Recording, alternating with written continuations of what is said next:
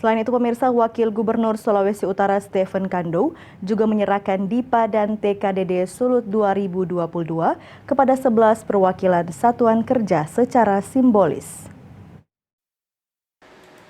11 satuan kerja secara simbolis menerima daftar isian pelaksanaan anggaran atau DIPA serta daftar alokasi transfer ke daerah dan dana desa TKDD Sulawesi Utara tahun 2022.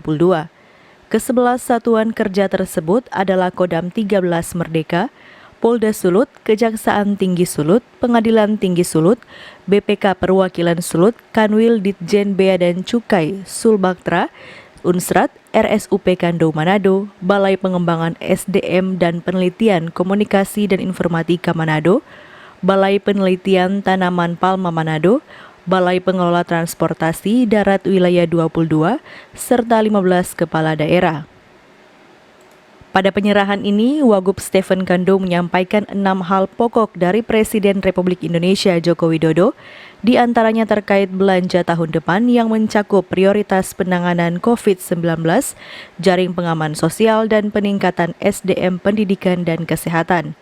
Kita tahun depan ini tetap memprioritaskan kepada penanggulangan COVID-19.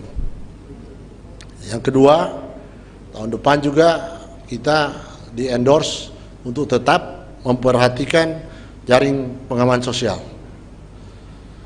Yang ketiga, seingat saya, kita juga diingatkan untuk tetap selaras dengan pemerintah pusat tentang peningkatan SDM, baik pendidikan maupun kesehatan. Yang keempat, oleh Bapak Presiden juga disampaikan tentang